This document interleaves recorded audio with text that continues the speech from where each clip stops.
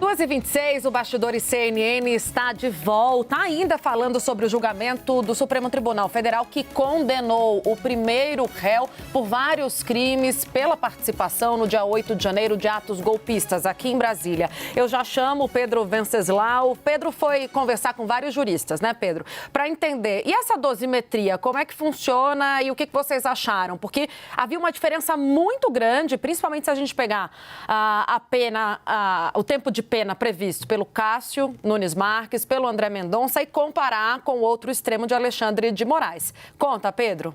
Olha, todos os advogados concordam que esse julgamento criou uma nova jurisprudência para a democracia. Mas não há concordância entre eles sobre a dosimetria, porque existe ali uma certa divisão no meio jurídico entre os penalistas e os constitucionalistas. Durante o processo da Lava Jato, todos esses advogados se uniram e criaram aquele grupo chamado Prerrogativas. Esse grupo, inclusive, está dividido. Alguns juristas acham que houve um exagero na pena de 17 anos e lembram que eles reclamavam muito de penas tão altas quando do julgamento do Mensalão, e agora não seria diferente.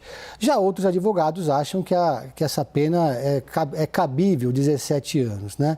Agora, há um silêncio muito grande no mundo jurídico, inclusive advogados petistas preferem hoje mais discrição. Eu conversei com dois deles, né? O Pedro Serrano, que é advogado constitucionalista da PUC de São Paulo, que concordou com a pena, mas disse que, de fato, a dosimetria é uma questão controversa. E conversei também com Marco Aurélio Carvalho, que foi o criador do Prerrogativas. E antes disso, já tinha conversado com Guilherme Canelós, que é do Instituto de Defesa do Direito de Defesa. O Canelós foi o único que saiu fazendo críticas mais duras publicamente contra a decisão do foro. Ele acha que devia ser na Justiça Comum e não no STF, e criticou também a questão do crime multitudinário. Ele acha que devia haver a individualização, mas essa é uma questão superada. Então, hoje mais cedo, antes do voto do Zanin, havia uma expectativa enorme sobre como o Zanin iria votar, porque todo mundo já sabia que o Zanin ia votar pela condenação, que ele seria duro, mas achavam que o Zanin, pelo seu histórico garantista, iria optar por uma pena mais leve, talvez apenas de 10 anos e não uma pena de 17 anos. Então, houve uma certa surpresa, porque o Zanin deu um voto muito duro, no caso, surpresa entre os advogados, né? No caso de optar pela pena de 17 anos, né, Gustavo e Tainá? E Yuri, falando sobre essa questão dessa divergência, se realmente seria o foro adequado de julgamento, como o Pedro trouxe, alguns juristas que dizem, concordam com André Mendonça e Cássio Nunes Marques, deveria ser a primeira instância. Inclusive, alguns ministros salientaram, mas tem gente com o foro privilegiado nessa investigação. Então, precisaria estar no Supremo Tribunal Federal. Tem outros que dizem, foi um atentado contra o prédio do Supremo Tribunal Federal. Então, caberia, por exemplo, um inquérito de ofício e um julgamento da própria corte, que foi atacada. Como você tem visto essa questão da tentativa de golpe de Estado? Uma questão que a gente discutiu mais cedo e que a gente viu que isso deve ser uma constante de divergência na análise dos próximos 3 casos, né? O que a gente percebeu ali, principalmente hoje de manhã, né, Uribe, nesse debate, que depois ficou um pouco mais acalorado entre o ministro André Mendonça e o ministro Alexandre de Moraes, depois o ministro Luiz Roberto Barroso, é porque se trata, e o próprio ministro Alexandre de Moraes lembrou, de uma lei muito recente. É curioso, né, resgatar o histórico dessa Lei de Defesa do Estado Democrático de Direito. Ela foi proposta em 1991, quando Hélio Bicudo era um deputado do PT. Tá? 1991, Hélio Bicudo, um dos 3 autores do impeachment de Dilma Rousseff. Ponto. Ela só passa a ser votada e discutida para valer no plenário da Câmara em 2021. Aí as pessoas podem pensar, 30 anos para amadurecer um projeto significa que se debateu bastante.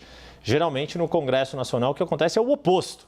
Quando um projeto fica 30 anos na gaveta, é porque ele não foi nem um pouco debatido a sério no plenário. E ele só passou a ser discutido a sério no plenário da Câmara dos Deputados, depois no Senado Federal, no ano de 2021, porque havia uma escalada de conflito entre os poderes, naquele contexto primeiro da pandemia, mas que já vinha ali de alguns conflitos federativos entre governo federal e governadores.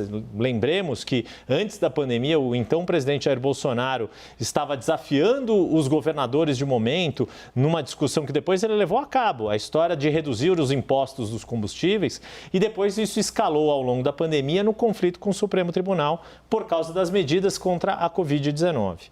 E aí é que esta lei se torna um consenso, ou pelo menos majoritária, no Congresso Nacional e é aprovada, enfim, em 2021. E tamanha pressão faz com que mesmo o então presidente Jair Bolsonaro sancione essa lei, embora tenha feito alguns vetos. E aí, especificamente nesse ponto discutido pelos ministros, a abolição do Estado Democrático de Direito, que prevê esse funcionamento harmônico e independente entre os três poderes, executivo, legislativo, executivo e judiciário, e a questão do golpe de Estado, que aí é impedir o governo constituído de exercer o poder, de ter o exercício do governo. E por isso que os ministros fazem uma dupla interpretação, ou a maioria dos ministros acolhe esse argumento de que são dois artigos diferentes e situações diferentes. A interpretação que prevaleceu no plenário hoje é de que a turba que atacou as sedes dos três poderes não só quis impedir o funcionamento dos poderes, como quis impedir um governo legitimamente constituído de governar.